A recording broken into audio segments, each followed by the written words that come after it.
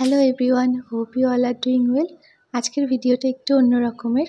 আজ একটা মেকআপ টিউটোরিয়ালের ভিডিও তোমাদের সাথে শেয়ার করব বলে চলে এসেছি।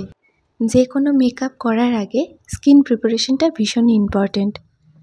সেজন্য এখানে আমি ওয়েট ওয়াইপস দিয়ে আমার স্কিনটা ভালো করে ক্লিন করে এখানে একটা টোনার ইউজ করে নিচ্ছি। এরপর আমি এখানে অ্যাপ্লাই করে নিচ্ছি একটা ওয়াটার বেস ময়েশ্চারাইজার। ময়েশ্চারাইজারটা খুব ভালো করে এখন আমি সারা মুখে আমার আঙুলের সাহায্যে ভালো করে ব্লেন্ড করে নিচ্ছি। একদিন পরেই আছে রাখি, তোমরা চাইলে এই মেকআপটা রাখির দিন করতে পারো। বিশেষত সকালের জন্য মেকআপটা ভীষণভাবেই অ্যাপ্রোপ্রিয়েট। ময়েশ্চারাইজারটা আমি আমার সারা মুখে ভালো করে অ্যাপ্লাই করে নিয়েছি। এবার আমি মেকআপটাকে ভালোভাবে ওয়াটারপ্রুফ বানানোর জন্য ইউজ করে নিচ্ছি কয়েক ফোঁটা ম্যাজিক ড্রপ।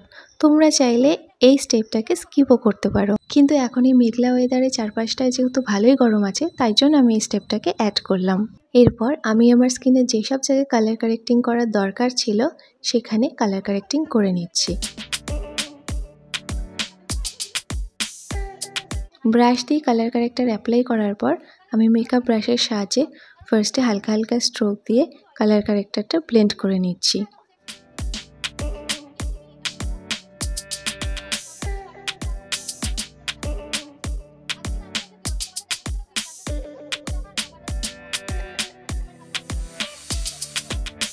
ব্রাশ দিয়ে ব্লেন্ডিং করার পর আমি এখানে বিউটি ব্লেন্ডার ইউজ করেছিলাম। যেরকম বলছিলাম আর একদিন পরেই তো রাখি, সেই জন্য এই মেকআপটা আমি সকালবেলার কথা চিন্তা করেই করেছি। আর এছাড়াও সামনেই আসছে দুর্গাপুজো। দুর্গাপুজোর সময় যে কোনো দিন সকালবেলা তোমরা এই ধরনের মেকআপ করে অনায়াসে বেরোতেই পারো। আচ্ছা, কালার কারেক্টিং আমি আমার মুখে ভালোভাবে করে নিয়েছি। এবার আমি স্কিন টোন অনুযায়ী আমার মুখে একটা ফাউন্ডেশন অ্যাপ্লাই করে নিচ্ছি।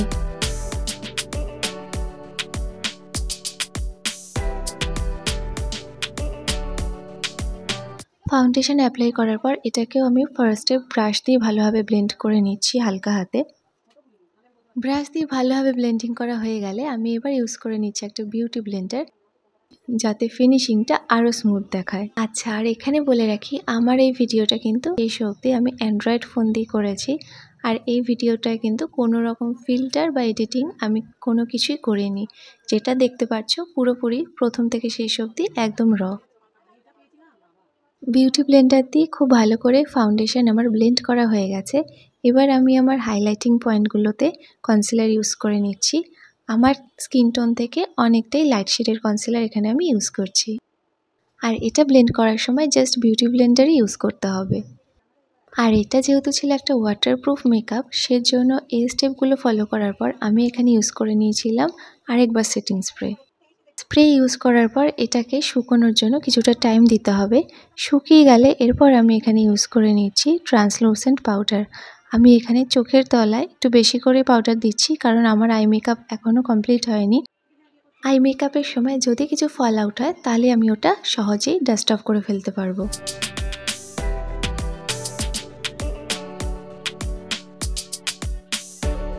আর এখন হচ্ছে ওয়াটারপ্রুফ মেকআপের জন্য মোস্ট ইম্পর্ট্যান্ট একটা স্টেপ, সেটা হচ্ছে ওয়াটার স্প্রে করা, যেটা মেকআপটাকে সেট হতে সাহায্য করবে। এরপর আমি এখানে একটা ড্রাই টিস্যু নিয়ে দেখছিলাম ড্যাব ড্যাব করে আমার মেকআপটা সেট হয়েছে কিনা বা উঠে আসছে কিনা। যদি মেকআপটা ভালোভাবে ওয়াটারপ্রুফ না হয় তাহলে কিন্তু মেকআপটা এই পর্যায়ে আমার টিস্যুতে উঠে আসতো, আর সেটা কিন্তু হয়নি। তোমরা দেখতেই পাচ্ছ আমার গালে কোথাও স্পট হয়নি বা স্কিনের কোনো জায়গায় কোনো স্পট হয়নি মেকআপ উঠে আসার।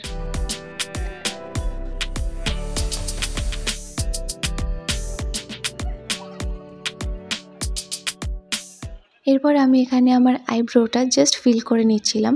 খুব ড্রামাটিক আইব্রো আমার পছন্দ হয় না, জাস্ট যেখানে যেখানে আমার মনে হচ্ছিল যে একটু ফিল করলে ভালো হয় সেটাই আমি করছিলাম। আর আমার কিন্তু এখানে আইব্রো করা ছিল না।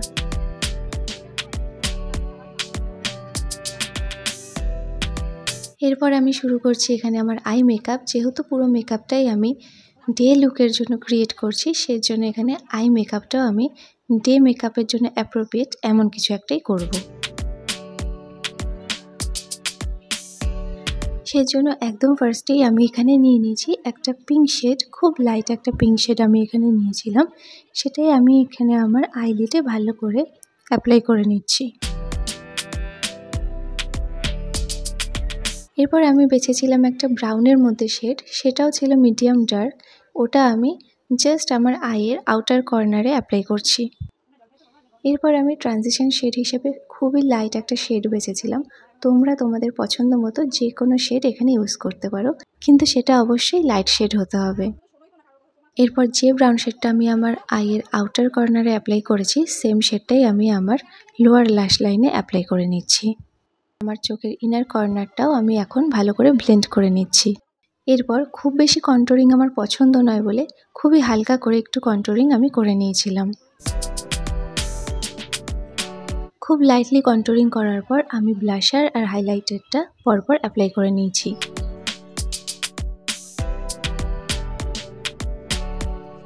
ডে লুকের কথা ভেবে মেকআপ করছি বলে এখানে আমি আইলাইনারটা স্কিপ করেছিলাম, তার জায়গায় আমি অ্যাপ্লাই করেছিলাম কাজল।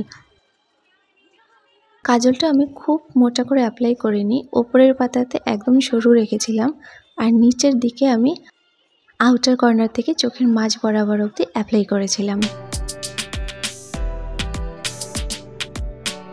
এবার আই মেকআপ কমপ্লিট করার জন্য নেক্সট আর ফাইনাল স্টেপ হচ্ছে মাস্কারা অ্যাপ্লাই, সেটাই আমি করছিলাম।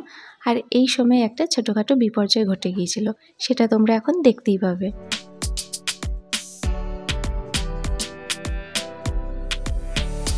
বিপর্যয় ঘটা ডান, আর এখানে আমি এই জিনিসটা দেখে একটু ঘাবড়ে না গিয়ে হেসে ফেলেছিলাম, কারণ দেখতে কীরকম একটা বিকট লাগছিল। সব মেকআপের শেষে যদি এরকম একটা জিনিস হয় তাহলে কি করার থাকে। যাই হোক, আমি কিছুটা সময় ওয়েট করছিলাম, তার আগে আমি আমার যে লিপস্টিকটা বাকি ছিল সেটা অ্যাপ্লাই করে নিচ্ছি। এখানে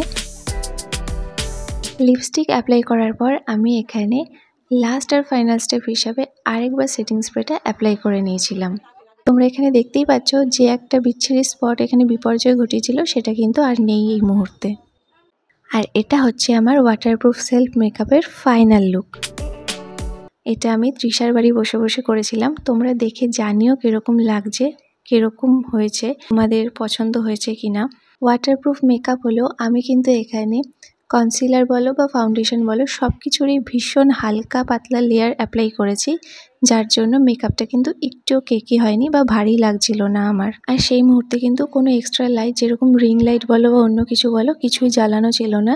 জাস্ট ঘরে লাইট যেরকম নর্মাল জ্বলে সেরকম ছিল, আর সামনের একটা জানলা খোলা ছিল। আর এটা আমার মেকআপ হয়ে যাওয়ার বেশ অনেকক্ষণ পরের অবস্থা। এর মধ্যে আমি রাস্তা দিয়ে অনেকটা পথ গরমের মধ্যে হেঁটে এসেছি, ভালো মতো ঘেমেও গিয়েছি। আমি এখানে আঙ্গুল দিয়ে ভালো করে গ্লাইড করে তোমাদের দেখাচ্ছি। আমার মেকআপ কিন্তু অ্যাজ ইট ইজ আমার স্কিনে আছে, আমার আঙ্গুলে ঘামের সাথে উঠে চলে আসছে না। ভিডিওটা এত অবধি দেখার জন্য সবাইকে অসংখ্য ধন্যবাদ। যদি ভিডিওটা ভালো লেগে থাকে তাহলে প্লিজ লাইক সাবস্ক্রাইব করে রেখো, আর চাইলে আমাকে ফেসবুক ইনস্টাতে তোমরা ফলো করতে পারো, লিঙ্কসগুলো ডেসক্রিপশন বক্সে দেওয়া থাকলো।